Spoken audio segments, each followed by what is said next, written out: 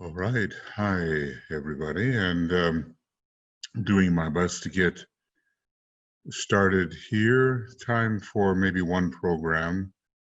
And sometimes I lose the text of the program I was working on. And this is the case here, but you will see it on the video. I use different colors, but the one on which I was working with colors has disappeared, and it seems it seems rather hard to find it unless for some reason it's buried in the recycle bin, and it doesn't appear to be there. So we will go on. We're talking about the preparatory work for the externalization of the hierarchy. We're talking about the disappearance of the groups which came into existence prior to 1919, and we do remember that the Tibetan contacted Alice Bailey for the first kind of work with her in 1919. So basically, this may include the Theosophical Society as well, although I would say not the works of not the works of HPB. So even though the colored material is not here right now, it will be on the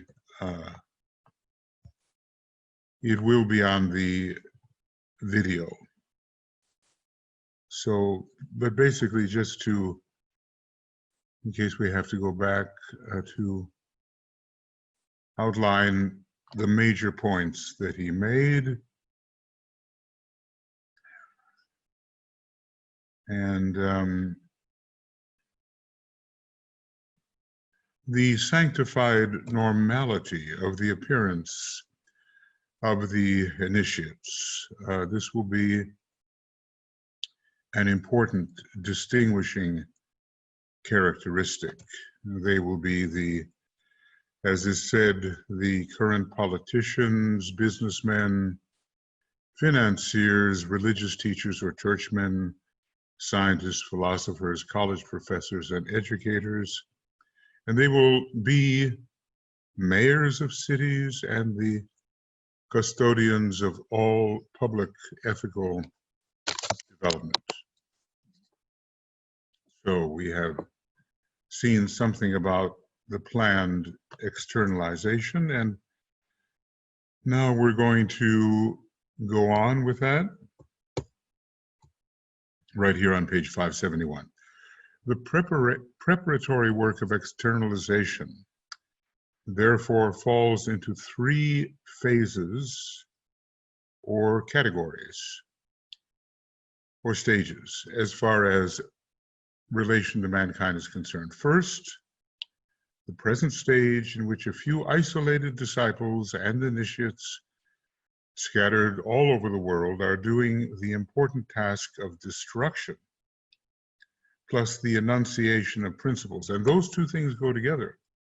He talked about the first ray in terms of the enunciating disciples, which and their enunciation carries destruction and the clearing of the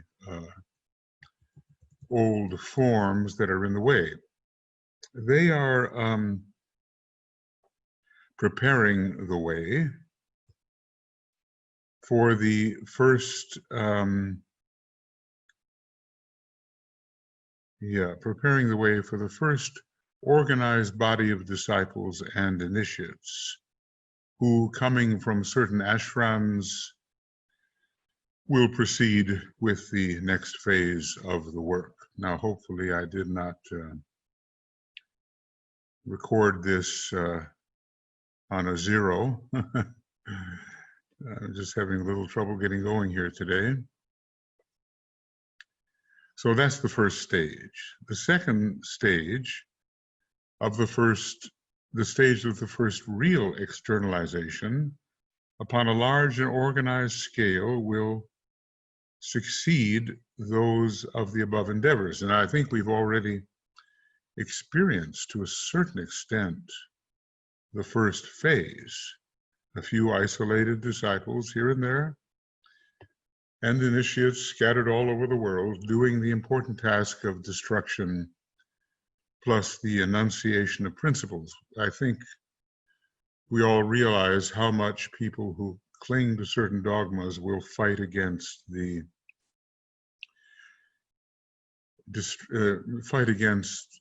devaluation of those dogmas and the imputation that they are not correct, or at least only partially correct. So now we're in the stage of the first real externalization. These disciples and initiates will be the real builders of the new world, of the new civilization, and they will assume leadership in most countries and take high office in all departments of human life. This they will do by the free choice of the people and by virtue of their advanced and proven merit. All right, well, are we there yet? Probably not quite, but it will be by a democratic process that they are put into power, and they will approve themselves before the human race. By this means, gradually, the hierarchy will take over the control upon the physical plane, subjectively as well as objectively, of the direction of human affairs. The direction will be in virtue of their known and approved capacities and will not involve the imposition of any hierarchical control, authority. Yeah, control will be there, but not the imposition via authority. And this is where so many first-rate types get it wrong. They feel that they can impose their singular individual will upon the multitude instead of looking at the will of the multitude. It will simply signify the free recognition by free people of certain spiritual qualities and effective activities, which they believe signify that these men, and of course women, are adequate to the demanded job. Remember that when the Tibetan uses the word men, he means mankind, he means humanity, he means Manas, that group that is characterized by intelligent emergence from the animal kingdom. So they will be recognized and by people of free people of certain spiritual qualities and effective activities which they believe signify that these men are adequate to the demanded job and whom they therefore choose as directing agents of the coming world. Of course, in order for this to occur successfully, the people who choose have to be educated, and this is why when the lords of form are active, they seek to keep the people in ignorance so that poor choices based upon simply personality, emphasis, or affinity prevail over wise and more spiritual choices. freedom of choice under the authority of a spiritual livingness which demonstrates competency will be distinctive of the attitude of the general public. Men will be put into high office and into positions of power, not because they are disciples or initiates, but because they are wise and intelligent servants of the public with an internal awareness, a deeply religious and inclusive consciousness. They will be bound or linked to the higher spiritual powers, and a well-trained mind, and this is important, with an obedient brain. Because one can have a decent mind, but the brain does not reflect it and put it into expression. So the alignment between soul, mind, and brain becomes very important. So this is this secondary phase. I'm hoping that, yeah. Secondary phase of externalization. The first real externalization upon a large and organized scale will succeed upon the presence, emergence here and there of disciples and initiates, enunciating that which will sweep aside, or at least put into serious questioning, the inadequate dogmas of the past. This stage of hierarchical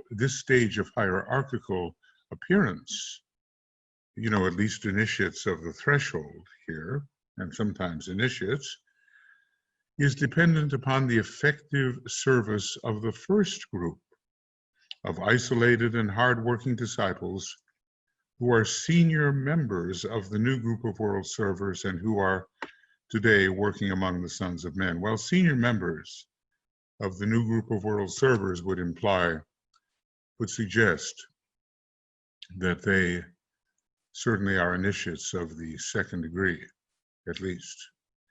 This second group will take over from them, and theirs will be the task of instituting a more unified preparation for the return of the Christ. He uses these words interchangeably, reappearance and return, explaining to us in a way that the Christ never left and in a sense does not have to return, but his reappearance is like a return into the consciousness of the people. So the first group prepares humanity for the possibility, and the second group definitely prepares for the return itself. Where are we? Well, I think we're in a transitional phase, in a sense, between the first and second groups, with still the majority of the process of the first group holding. But you can see how everything is growing, how the numbers are growing, and how we're going to be ready before long of having real hierarchical workers, or at least very hierarchically related workers, in positions of leadership. And what a difference that will make when we compare some of the people who have sort of forced their way into prominence and have nothing but selfish motives and the grasping of power in their minds. The second group, they will build for a future which will arise out of the wreckage of the past, which wreckage they will remove. It's happening even now. They will instill certain basic concepts, cement right human relations into men's minds. Their immediate work, when they are coming into power and recognition, and that reminds one of the disciples and initiates gathered around the masters in the major planetary centers. Their immediate work, when they are coming into power and recognition, will consist of a sweetening, Venus, and a clarification of the political situation, and the presentation of those ideas which will eventually lead to a fusion of those principles which govern a democracy. Sweetening, very interesting term, isn't it? And how Venusian it really is. Okay. So let me repeat. Their immediate group work, when they are coming into power and recognition, which we can pretty well judge is not quite yet, the year being now 2020, will consist of a sweetening and a clarification of the political situation and the presentation of those ideas which will eventually lead to a fusion of those principles which govern a democracy and which also condition the hierarchical method, which is somewhat different. Okay. This time, somehow, I have to preserve this document instead of helping it to disappear, Okay. Their effort will produce a third political situation which will not be entirely dependent upon the choices of an unintelligent public or on the control which the hierarchical technique evidently involves. The mode of this new type of political guidance will later appear. So, whoops, there we go again. I'm always doing that.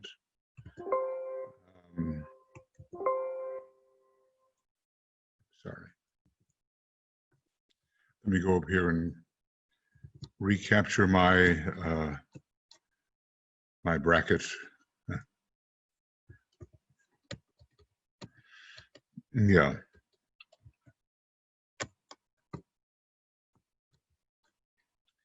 So a compromise method will emerge.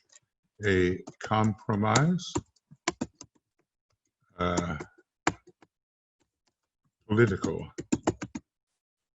solution or methodology will emerge later. Okay, this second group, now let me just see if this is working out properly.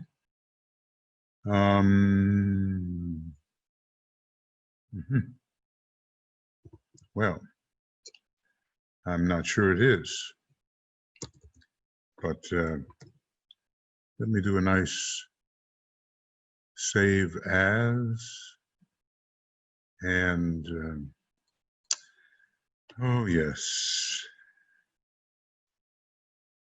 these are the issues, yes. Version 8 and version 8 second try. And that should help us. That should help us.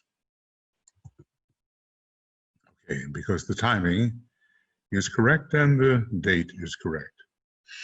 Okay, this effort will produce a third political situation, which will not be entirely dependent upon the choice of the unintelligent public. We're certainly facing that today, as there is almost a deliberate dumbing down of the public who have to apply their minds, and could, if they were properly educated, to the choice of their leaders or the control of the hierarchical technique, which cannot easily be imposed, nor should it. Somewhere the Tibetan says that, okay, if it was only disciples who were running things and according to their own predilections, we would have a real split between the people and the disciples.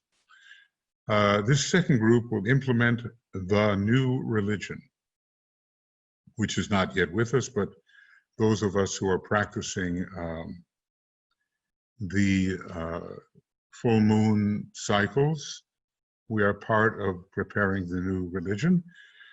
The second group will implement the new religion, and by the time they come into control, the old theological activities will have been completely broken. People are lamenting this, of course, because they are attached to the old theology, but really it is a clearing of the decks. Judaism will be fast disappearing. Buddhism will be spreading and becoming increasingly dogmatic. Christianity will be in a state of chaotic divisions and upheavals. Oh, goodness. This is predicted as a precursor to the appearance of the new world religion. It will not be welcomed by all, for sure, and it will be, as usual, deemed ungodly and satanic and of the devil and all the rest of it, all the rest of the nonsense. But that's why we have to educate people so they understand and can interpret the kinds of events which are appearing before their eyes. And if they continued to hold to the old dogmatism, the interpretation of very positive developments would be looked at negatively.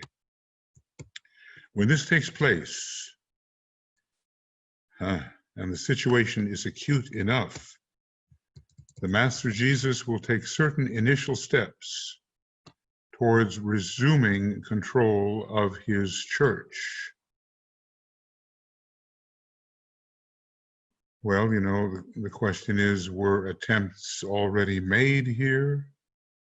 This was written in the 40s, I guess 46, something like that. And we've had the first John Paul, but he didn't really have a chance to show his true intentions.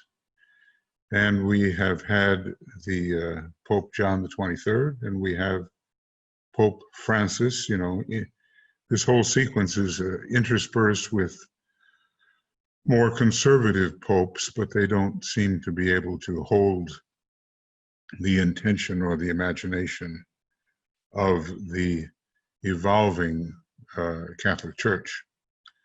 The Buddha will send 2 trained disciples to reform Buddhism. Other steps will also be taken in this department of religions and of education, over which the Christ rules, and he will move to restore the ancient landmarks. That's a Masonic term, so you can always be guided by truth because they will ever be there.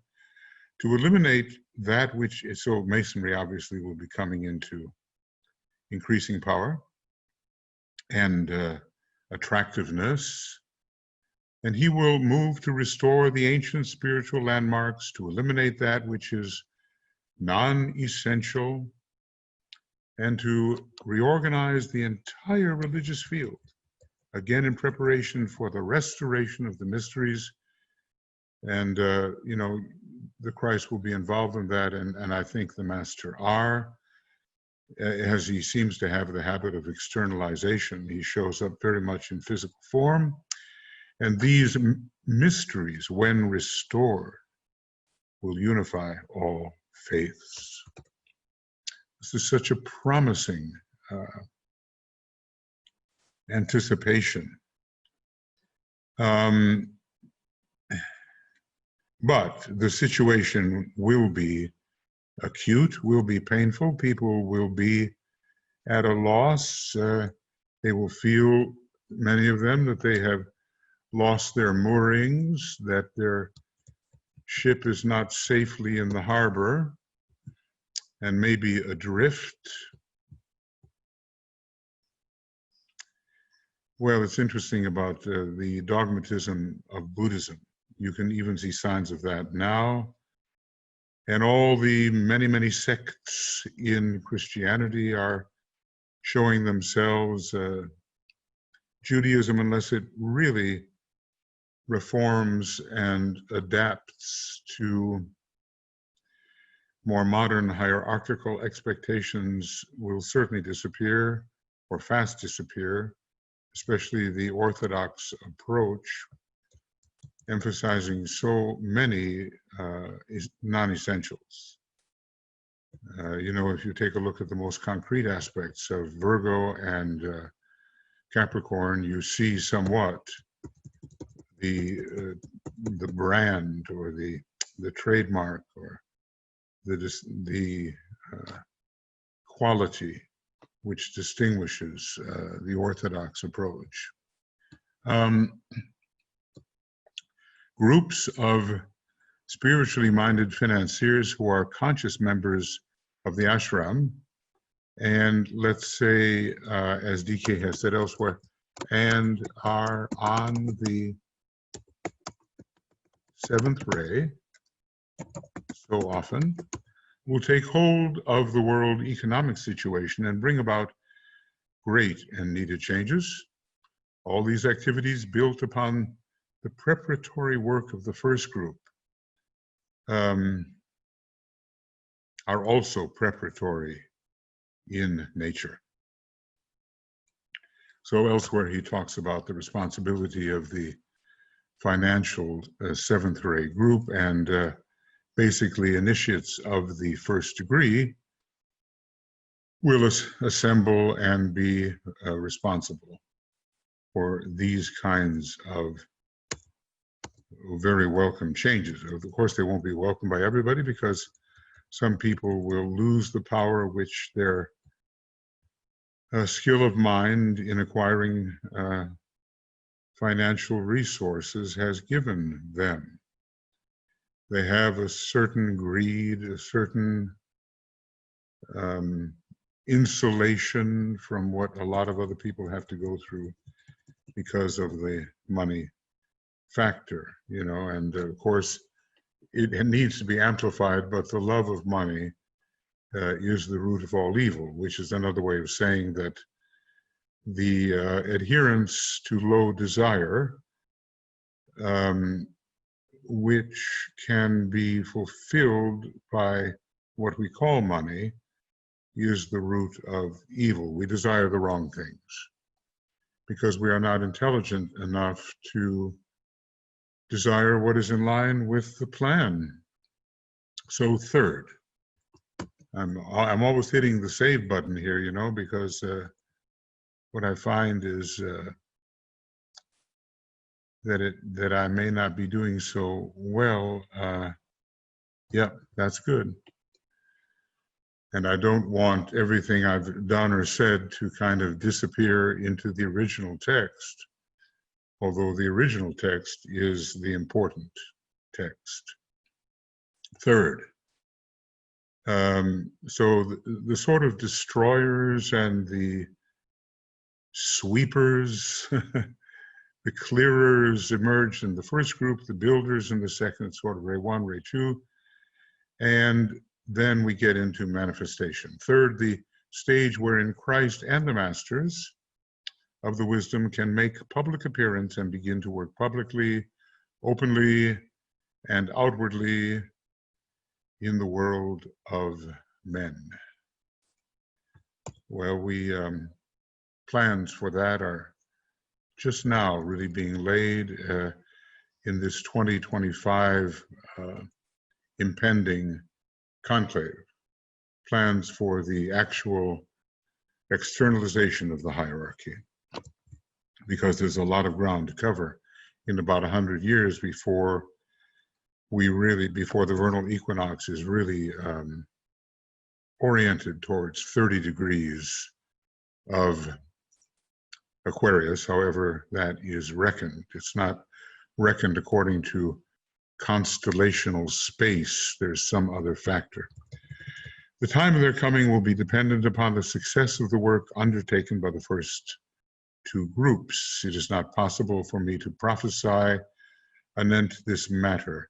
So many factors are involved: the earnest work of the two groups, the readiness and the willingness of mankind to learn, the rapidity with which the forces of restoration and of resurrection can rehabilitate the world, the responsiveness of advanced humanitarians and intelligentsia to the opportunity to rebuild. We're still rebuilding, but not like it was just after the Great War. but for some countries, yes, to recreate and to reorganize the factors which the new culture and the new civilization will demand. These things have to be factored in. Even the hierarchy itself, with all its sources of information, does not know how long this will take, but they are ready to move at any time. So there we have quite a statement that when we're looking for the moment or the time of the externalization, even hierarchy doesn't know it, because there has to be a willingness on the part of effectiveness on the part of the first two groups, and a willingness on the part of humanity to learn, and of all these to take advantage of the forces which are released of restoration. That's kind of an Aries factor, and resurrection is too. And all of these things have to occur, and the intelligent person has to respond. The humanitarians, they may not be occult aspirants or disciples, but they can be very effective, and in many cases more effective than those who fancy themselves to be the aspirants and disciples. You know, it's by their fruits ye shall know them. So that's the stage. That's the third stage. And then just reviewing the second, where the first real externalization upon a large and organized scale of the builders.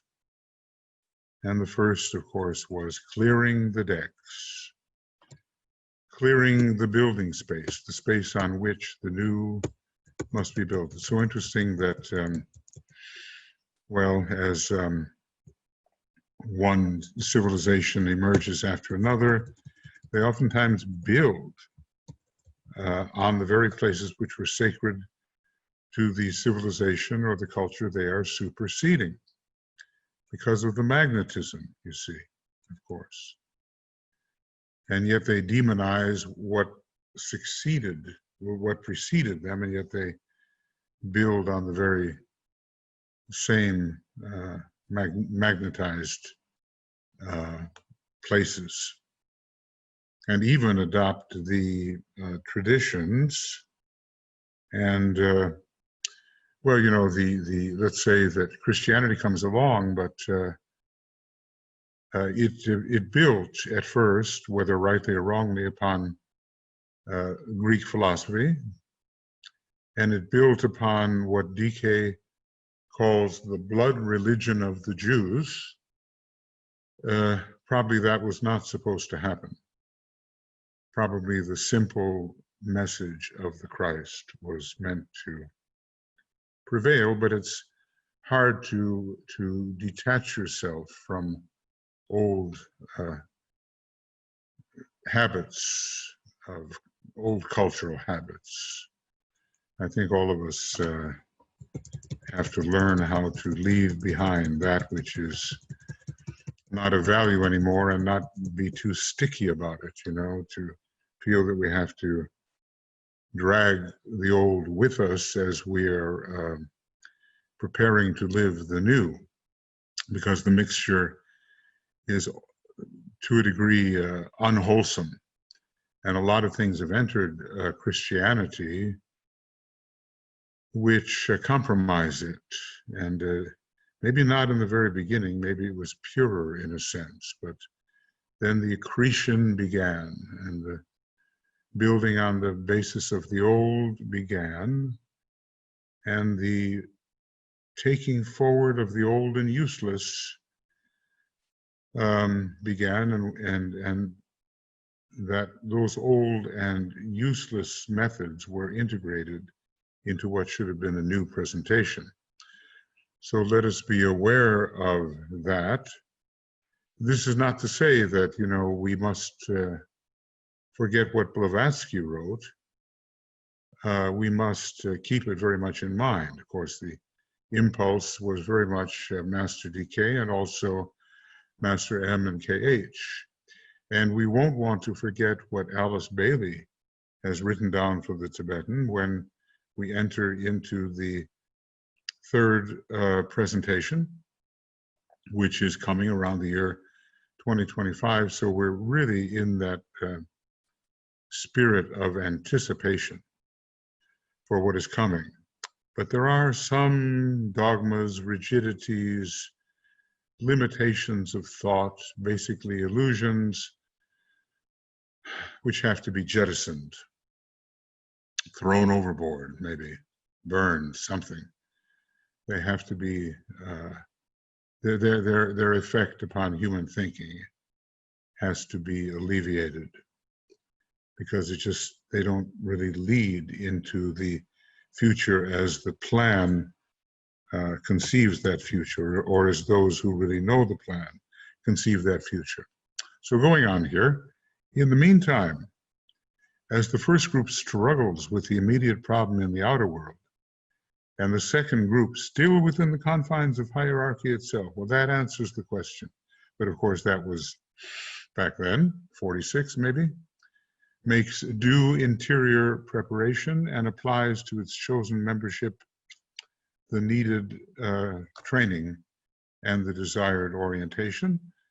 The Christ and the Masters are occupied with the task of preparing for the restoration of the mysteries, which will be, we're told, so universal.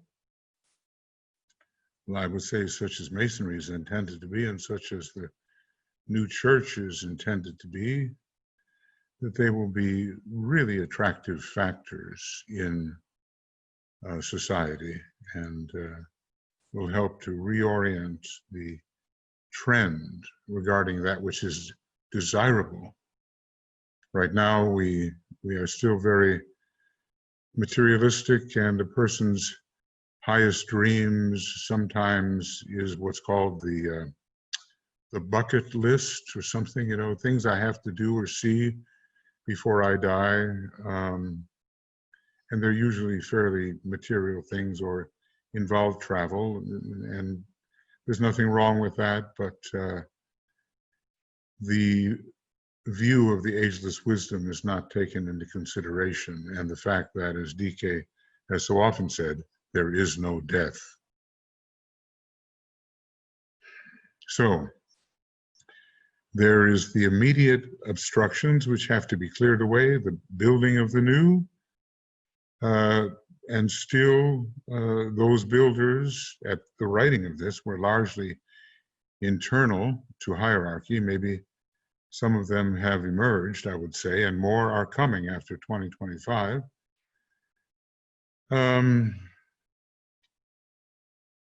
So there's the preparation there for the reorientation, and then the Christ and the Masters, the real hierarchical initiates, have their own mode of preparing for the restoration, especially the mysteries of Masonry and the mysteries of the Church, which really in the inner sanctum have to be ultimately the same. I mean, when DK wrote Initiation Human and Solar, he wasn't saying, well, Masons will be truly initiated in this way and church members in another way.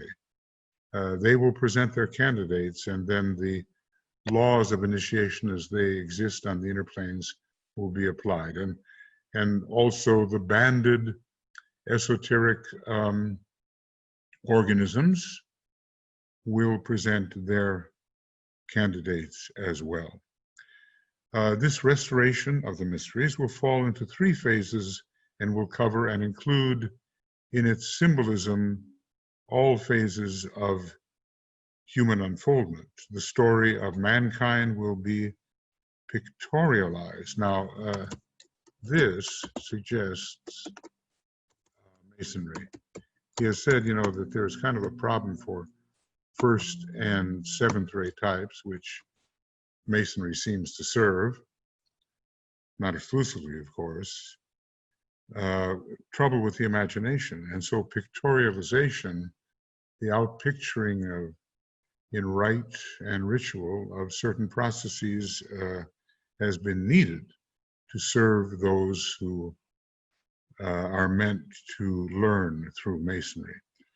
These three phases correspond broadly and in a general sense to the 3 degrees of the Blue Lodge in Masonry. You know, he mentions them basically: the entered apprentice, the fellow craft, and the master mason, or maybe he's going to talk about the mark degree.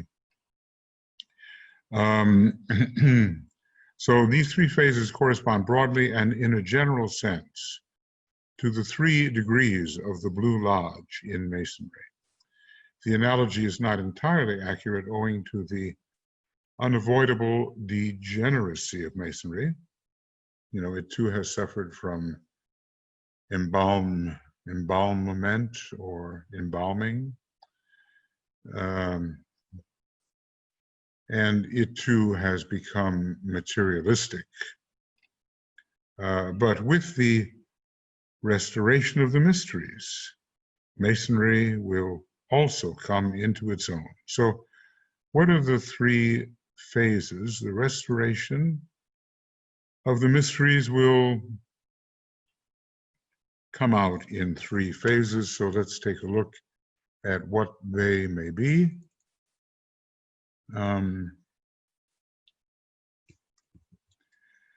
Okay, and then I read this. Okay, these 3 phases are: number 1, the stage of a general recognition of light in all departments of human living. This is inferred in the first stanza of the new invocation. It was new then, the great invocation as we know it. If the ritual of the EA, entered apprentice, is studied in the light of this information, the significance will emerge. The poor and destitute candidate emerges into the light. He's always seeking more light in Masonry, which means basically more light at this stage in building the Temple of Solomon, the causal body on the higher mental plane. So always light is the quest, one of the great quests of Masonry, just as it is for our planetary logos, until a great station of light is created. Okay, so this is the pursuit of light and its gratification. The restoration, this restoration will fall into 3 phases. Okay, restoration of the mysteries. Well, we all have to be very interested in that, and no doubt we'll be participating in that as we proceed into other incarnations and so forth. The second, the stage of complete economic reorientation. In this, humanity is relieved of all economic anxiety, and there's so much now. You just take a look at the coronavirus and how the preservation of society in terms of its health has necessitated an economic setback of a major kind. And to simply fly hopefully in the face of that situation is ignorance already. Well, this is very current stuff, but already Texas, the state which has opened or gone back to the pre-social distancing phase, is suffering a great increase in deaths from the virus. And that's going to be happening, I fear, widely for those states in the United States, and there are countries which are doing the same, who opened recklessly, prematurely, almost flying in the face of inevitability. But anyway, the relief of economic anxiety and is free to receive its due wages and the right reward of all service rendered in the building of the temple of the Lord. This building proceeds with rapidity. This is in a way the causal body of humanity and of the various nations which comprise humanity, each with its own part of the causal body of humanity, each with its own causal body. So complete economic reorientation. We're in the process right now, and those who are hanging on for dear life to the sources of their wealth, artificially garnered in many cases, will be in for great disappointment. Number three, the stage wherein the reward of light is received and the reward of service rendered. The reward of light is received and the reward of service rendered. Spiritual status is recognized through the medium of what is regarded as a major initiation, for which the first two initiatory degrees are only preparatory. A real initiation begins with the third, the first true initiation. Others are, as we know, initiations of the threshold. The first great initiation will be objectively staged, and the general public will recognize it as the major rite and ritual of the new religious institution of the period.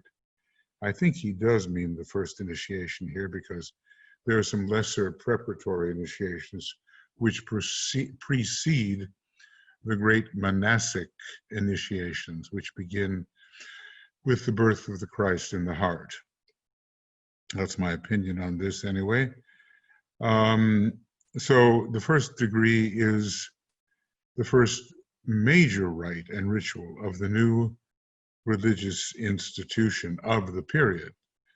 This is the stage where the forces of resurrection are active. It's Aries, okay? When the Lord is with his people and Christ has returned to earth. Religion is then recognized as an attitude, binding us again to the real sources of spirituality, recognized as an attitude governing all phases of the human experience. All right. Well, again, I'm really hoping, yes, that I seem to be doing the right thing in saving more frequently. When you get wrapped up in what you're saying and you don't save, and maybe you don't have your computer set to automatic save, then you lose things. But fortunately, the main point of all this is the videos that appear, which hopefully bring a certain amount of amplification on the great teaching which has been bestowed upon us by the Tibetan as the messenger, responding to the permission of his superiors, the permission to do so. Well, we have maybe just a little more. I think, I tend to want to keep things a little bit in their own categories. So I don't see, even though we're only at approximately 50 minutes, I don't think I see the reason to go ahead with this next session, because the unit of study, this particular program and the program I did, I think it was yesterday, I hope so, they take into consideration the emerging factors. Let's see if I can find them. I think, well, let's see, where would they be?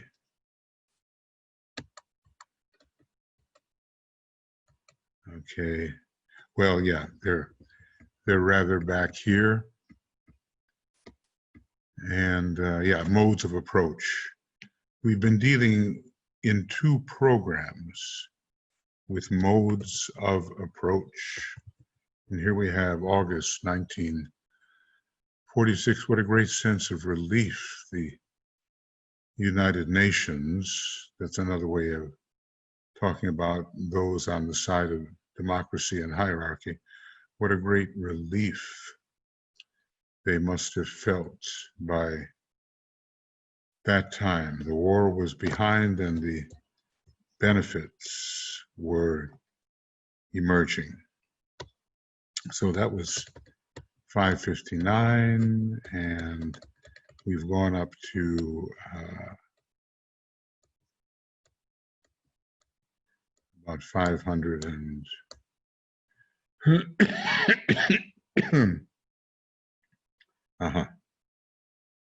yeah, we've gone up to